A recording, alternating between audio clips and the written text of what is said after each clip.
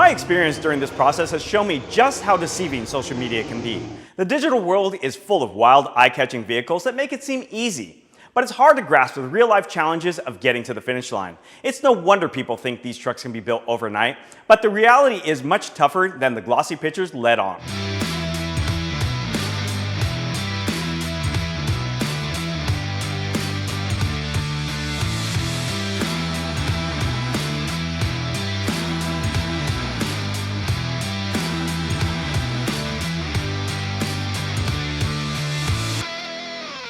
Well, hello all my friends. As you can see, I'm at Old Anvil Speed Shop as I have some exciting stuff going on. I bought a Pro Touring style chassis from TCI, and the crew here at Old Anvil is helping me perform the swap on my 62 GMC. Now this is pretty much the ultimate setup, and to be honest, I never thought things would get to this point on my truck. Also, my journey was not easy, and I think it is worth sharing as many of you might be able to relate to my story.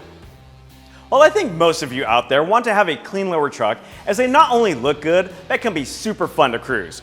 However, not many of us actually have the financial backing to create a show-stopping ride, and that's completely fine. We all do our best to create trucks that can put a smile on our faces. We also have to make both sacrifices and compromises, but it's all a part of the game. The journey of this truck started about 20 years ago when I had a bag 2000 Chevy S10. I had that truck since it was new, and I would have to say that it wasn't too difficult to go low with, as it was newer at the time and there were kits to slam these trucks. I was also working at Sport Truck magazine, and of course there was an opportunity to push things further. In 2008, my Chevy S10 was complete with paint and was shown off at the SEMA show for its second and final time. Even though I had a full custom S10, I have always been a fan of classic trucks as well, and it became apparent to me that my fully done mini truck will always pale in comparison. Also, I had dumped about $20,000 worth of mods on the truck, and it wasn't worth hardly any of what I spent on it. Now, it should be said that pouring money into a project that makes you happy is almost always a good thing, but in my case, I had enough.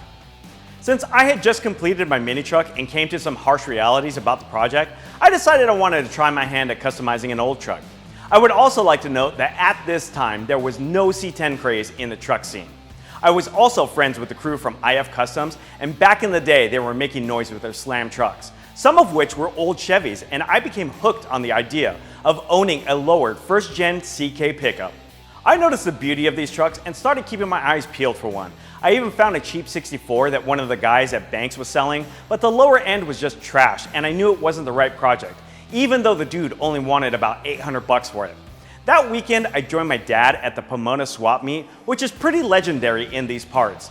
After strolling around, this older fellow pulled out a 62 GMC with a long bed from the back and was only asking for 1,100 bucks to take it off his hands. Though I had a decent paying magazine job, I had a family and didn't have any extra cash laying around. Luckily, my dad said he would get it as a gift for me, and we rode off into the sunset with it. While working at the magazine, I had a company offer me a good deal on parts to lower it and convert the brakes from drums to disc for better stopping power. Since this was a 3/4 ton truck, there were more challenges than I was capable of handling on my own. The truck had 8 lugs and I wanted to convert to 5 lugs for a cleaner appearance and extra wheel options. Well, the new brakes converted it up front, but for the rear, I needed to swap rear ends. Luckily, I was on a shoot at Chop and Block in Fresno, and they had a spare rear end that I was able to snag. As I was searching for help to install the parts, the housing market crashed, and in 2009 the country went into recession. As a result of this, the magazine biz suffered, and I was left out of a job. My number one task from then on was to put food on the table, which left me no time or money to spend on my beloved 62 GMC. During the time, my daughter was under 2, and money was so tight that I took her out of preschool and became Mr. Mom until I could figure things out. Back then, my photography skills were hardly what they are now, and I decided to find another job while I worked on getting back into the automotive media business. So I became a school bus driver. I actually made decent money then, bought a house, and saved some cash to have someone work on my truck. I had also decided I no longer wanted the 305 cubic inch V6 engine and wanted to upgrade to a small block. After a few years of driving the bus, I got a job offer to get back into the magazine biz and took it. Then a staff member quit and I needed content for stories. The solution? Get my truck built. To give you some perspective of time, this was 2014. Anyways, I had the majority of the parts needed and had it all taken to Devious Customs. There we made a mad dash to get my truck completed to make several how-to stories. Now, we were successful at getting it done, but there were some limitations. As I mentioned, the truck is a 3/4 ton, which means the suspension is different.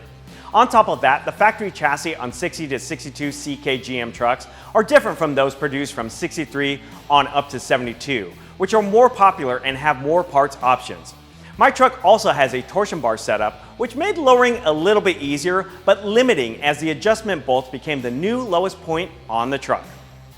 Up front, I added new drop spindles and kept the original steering linkage system, but swapped out some old worn out pieces. In the back, the rear end I got was for a different Chevy truck, and I had to grind off the old brackets and have new saddles welded on.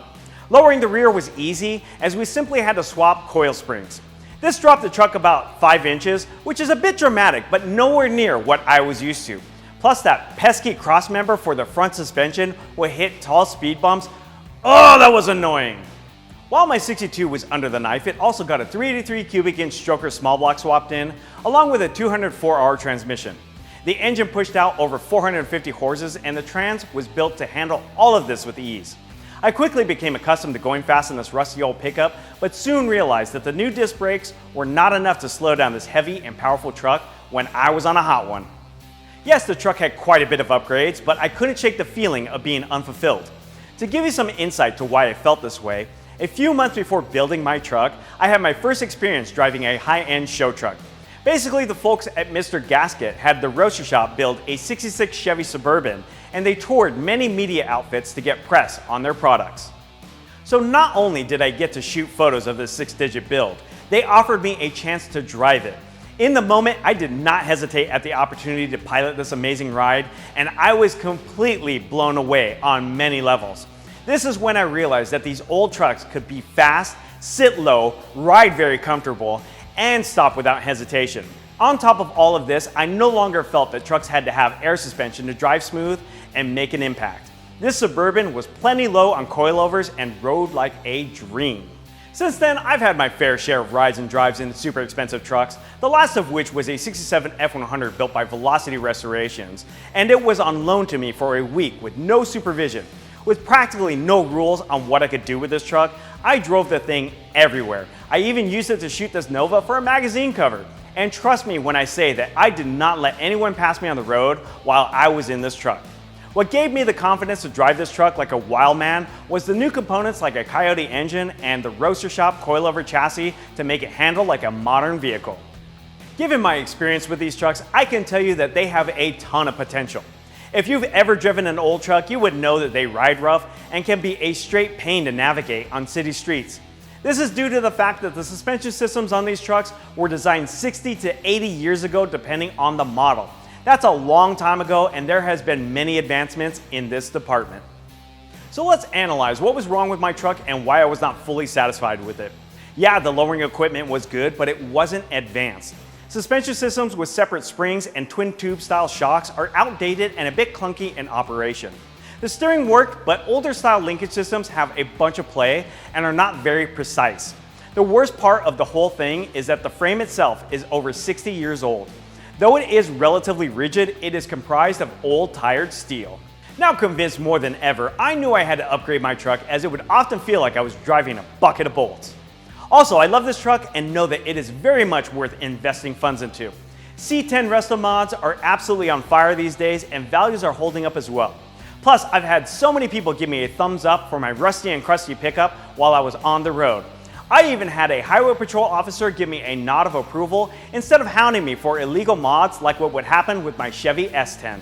With that being said, I am willing to do whatever it takes to have the truck of my dreams, and I think I can get this one there. So what really kicked things off? Well, when I went to do a burnout for my How Do Exhaust Headers Work video, I blew up my transmission for the 3rd time. Though it was built for power, the TV cable came out of adjustment on its own and burned up many of the clutches. Since I knew my truck was going to be down for a bit with this, I figured it was time to go all out with the chassis I wanted. Another thing that had changed over time was the chassis offerings. About 10 years ago, when I first lowered my truck, there were no chassis made specifically for these trucks. Nowadays, there are options that make it more affordable in comparison to having a custom one made. On top of that, I am friends with many folks at Total Cost Involved, and they so happened to develop a C10 chassis a few years ago. I wanted something that could perform when asked, and their Pro Touring chassis seemed to fit the bill. Recently, my buddy Jason Wilcox took me for a ride in Wally Logan's 70C10 on a track at a corner exit racing event. Now, I've driven supercars beyond their limits and can tell you that this truck performed every bit like those expensive rides. I was convinced, but here's where my struggles came into play once again. I did not have the funds to purchase a new chassis from TCI. Going full in on this truck, I decided to sell my beloved and full-done Chevy S10 show truck. This was not an easy decision, but if I was going to move forward with my 62 GMC, I had to make some bold moves. Luckily, a buddy of mine was more than happy to add my S10 to his collection, and I was able to place an order with TCI. After some time, my chassis order was put into production, and now that we are able to assemble it at Old Anvil, we can discuss why this was my best solution. Starting off, the frame is comprised of thick modern steel, is fully boxed, and it has a complex center section for additional strength. As for suspension, the front has an independent setup for smooth operation. It also has drop spindles that attach to a rack and pinion steering system for precision turning. In the back is a center-mounted torque arm that allows you to set the pinion angle while also preventing suspension bind when power is applied.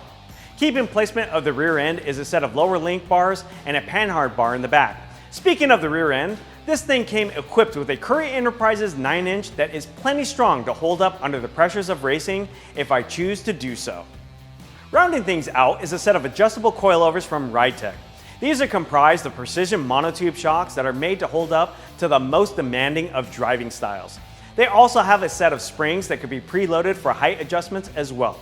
Additionally, I equipped this chassis with a set of 12-inch Wilwood disc brakes with beefy 6-piston and 4-piston calipers for uncompromising gripping power to bring my 20-inch smoothie wheels with Nitto NT555 G2 tires to a halt. What you see here is the mock-up stage, as we still need to line it up with the body of my truck, and because it wasn't designed for my specific gear, new cab mounts may need to be made.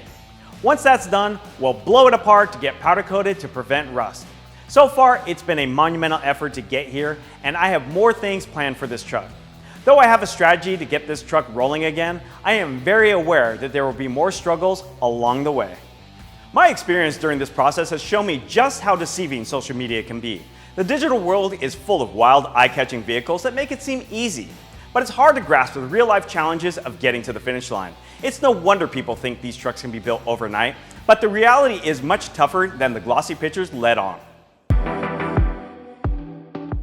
Well, that just about does it for this video, and we thank you for watching it. Make sure to hit that subscribe button so you don't miss a future video, and we will catch you next time.